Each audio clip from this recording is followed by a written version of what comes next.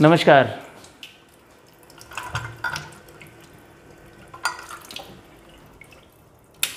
ये मैंने Kangen water लिया है। इसमें आज मैं आपको बहुत ही शानदार इन्फॉर्मेशन देने वाला हूँ और आई होप कि आपको बहुत अच्छा लगेगा। दोस्तों, हमारे यहाँ हमारे धर्म में गौमूत्र को अमृत की संज्ञा दी गई है, राइट। गंगा जल को अमृत की संज्ञा दी गई है। तो आखिर अमृत की ऐसी कौन सी प्रॉपर्टी होती है, किस वजह से अमृत बोला जाता है? क्योंकि पुराने जो साइंटिस्ट हमारे रहे होंगे उस काल में, ज़रूर वो बहुत बड़े साइंटिस्ट थे कि उन्होंने गौमूत्र और गंगा जल जैसी चीज़ों को अमृत की संज्ञा दी, राइट। तो अमृत, जहाँ तक, अब पता नहीं मैं कितना सही हूँ, लेकिन मुझे ऐसा लगता है जब हम लोग, चूँकि ऑक्सीडेशन, जब किसी चीज़ में ऑक्सीडेशन हो जाता है, जैसे कोई टमाटर है या जैसे कोई एप्पल है, तो वो अगर ऑक्सीडाइज्ड हो गया तो हम क्या समझते हैं? वो मर गया, ख़त्म हो गया, मृत हो गया, राइट। तो ऑक्सीडाइज्ड चीज़ों को हम मृत समझते हैं। इसका मतलब अगर चीज़ों एंटीऑक्सीडेंट अवेलेबल है तो वो चीज़ मृत की उल्टी अमृत है। तो एक्चुअल जो अमृत है वो एंटीऑक्सीडेंट होता है, राइट। तो पहले के लोगों ने जिन जिन चीज़ों को अमृत की संज्ञा दी गई थी, वो दी थी, वो सारी की सारी चीज़ें एंटीऑक्सीडेंट वैल्यू उनके अंदर पाई गई। तो यहाँ चूँकि अब गंगोत्री का पानी मेरे पास नहीं है यहाँ, लेकिन ये गाय का जो गौमूत्र होता है वो यहाँ अवेलेबल है, तो इससे आसानी से हम देख के बता सकते हैं कि इसमें और कैंगन वाटर में क्या क्या सिमिलरिटी है। अगर इसको अमृत की संज्ञा दी गई है, अगर सेम प्रॉपर्टी हमारे पानी में हुई, तो आप कैंगन को भी अमृत बिल्कुल बोल सकते हो। तो यहाँ मैं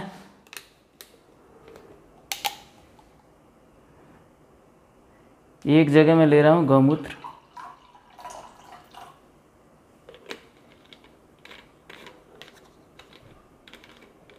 तीन गिलासों में ले रहा हूँ,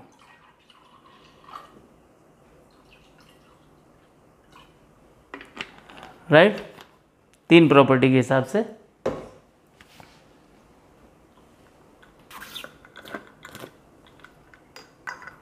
और तीन गिलासों में मैं ले रहा हूँ कैंगन वाटर जो अभी मैंने भरा है।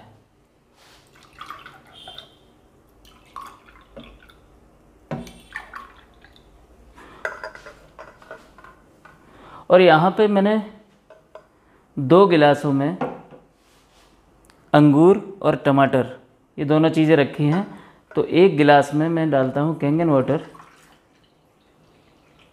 ये मैंने क्यों डाला है अभी आपको वीडियो में पता चलेगा। और एक बोतल में, एक गिलास में मैं डालता हूँ नॉर्मल आरओ का पानी, राइट।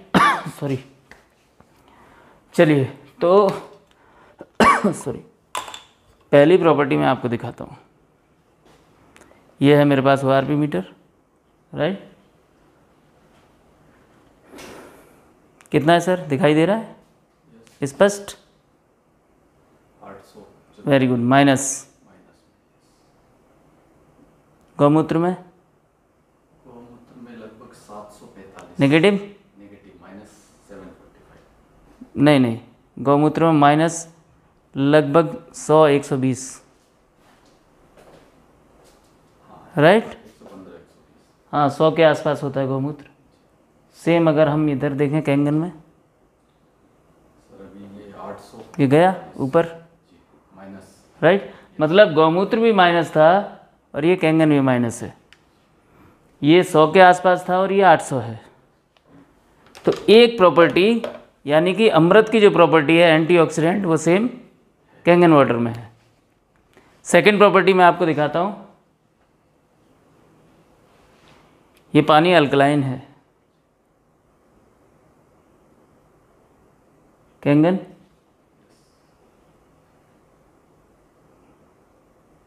गौमूत्र,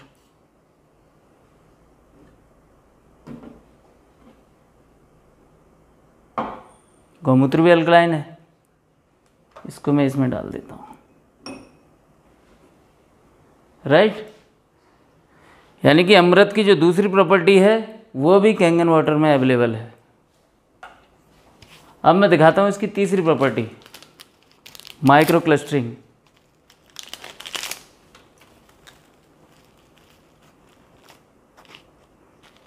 जैसा कि हम सभी लोग जानते हैं कि हमारे पानी में ग्रीन टी आसानी से घुल जाती है, राइट। मैं एक और टी बैग लेता हूँ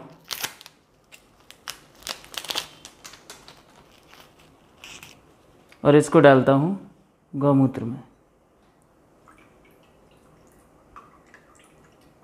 सेम ये थर्ड प्रॉपर्टी भी गौमूत्र में अवेलेबल है। एक और चीज़ मैं आपको बताऊं, हम लोग अक्सर ये जादू दिखाया करते हैं कि कैंगन वाटर में तेल के जो बॉन्ड हैं वो टूट जाते हैं। तो दो जगह मैं लेता हूँ तिल्ली का तेल। एक में मैं डालता हूँ कैंगन वाटर, तो हम सब जानते हैं कि आसानी से ऑयल का इमल्सिफिकेशन हो जाता है। और एक में डालता हूँ मैं गौमूत्र, सेम, राइट। और ये मैंने पतंजलि से लिया है, गोधन अर्क। अब आप मुझे ये बताइए, अगर गौमूत्र को अमृत बोला जाता है, वो सेम प्रॉपर्टी हमारे इस पानी में है, तो क्या आप इस पानी को अमृत नहीं बोलोगे, राइट। तो ऑक्सीडाइज्ड चीज़ें होती हैं मृत, जिसमें ऑक्सीडेंट अवेलेबल होते हैं, वो होती हैं मृत। और मृत का उल्टा अमृत, यानी ऑक्सीडेशन का उल्टा एंटीऑक्सीडेशन, राइट। तो कहने का मतलब ये है कि जो अमृत है एक्चुअली वो एंटीऑक्सीडेंट होता है, जो एंटीऑक्सीडेंट है वो अमृत है। आपको समझाने का मेरा सिर्फ यही मकसद था। अब एक और चीज़ मैं आपको बताऊं, इसको और एक प्रमाणिकता के साथ हम लोग सिद्ध करके देखते हैं। ये मैंने एक में डाला था नॉर्मल आरओ का पानी और इसमें कैंगन वाटर। अगर इस अमृत ने काम किया, अमृत का काम क्या होता था दोस्तों? अमृत का काम होता था कि कोई आदमी मर जाए तो उसको जिंदा कर दे, राइट। तो यहाँ मैं एक अंगूर लेता हूँ और यह है ORP मीटर। अगर ये अंगूर जिंदा है तो इसको माइनस होना चाहिए, नहीं वो ऐसे रहने दो। इसका मिलीवोल्ट पॉजिटिव है, यानी कि ये ऑक्सीडाइज्ड है। अब यहीं पे मैं लेता हूँ एक कैंगन में डाला हुआ अंगूर,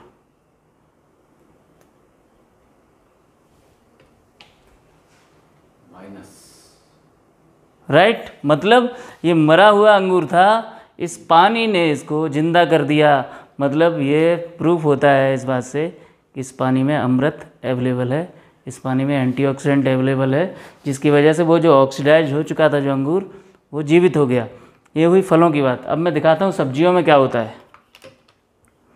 यहीं पे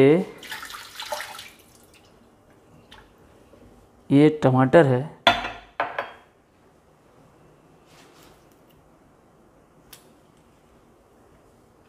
देखिए इसका भी जो मिलीवोल्ट है, मतलब ये दिखने में तो टमाटर है लेकिन ये टमाटर ऑक्सीडाइज हो चुका है, ये टमाटर मृत हो चुका है, ये टमाटर मर चुका है, इसलिए ये पॉजिटिव मिलीवोल्ट इसमें दिखा रहा है। अब मैं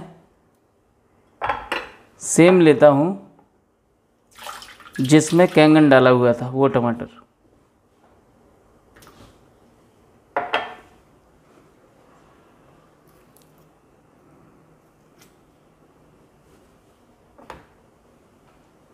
देखिए नेगेटिव, ये माइनस में बढ़ता चला जा रहा है। मतलब ये जो डेड टमाटर था ये ऑक्सीडाइज था, इसकी सांसें वापस आ रही हैं।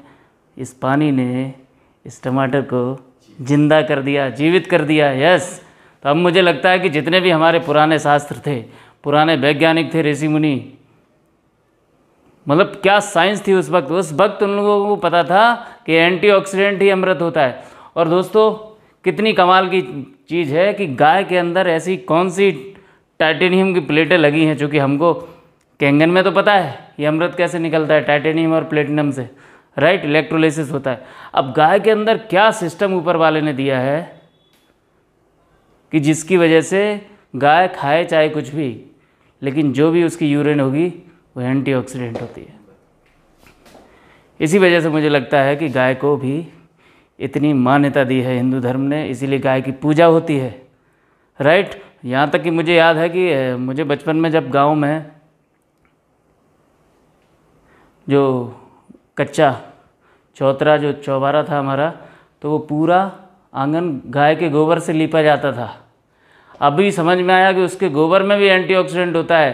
तभी मैंने हीलिंग इज वोल्टेज पढ़ रहा था, तो उस बुक में लिखा था उस डॉक्टर ने, जेरी टेनेंट ने, कि अगर आप नंगे पैर चलते हो तो गाय के गोबर से इसलिए लीपा जाता था क्योंकि जो लोग नंगे पैर उस ज़मीन पे चलते थे उनको मिली वोल्ट मिलता था, उनको करंट मिलता था, उनको नेचुरल तरीके से एंटीऑक्सीडेंट मिलता था, राइट। तो thank you very much. I hope कि आपको ये जानकारी बहुत अच्छी लगी होगी। Thank you. आप स्वस्थ रहें, मस्त रहें। Happy health to all of you.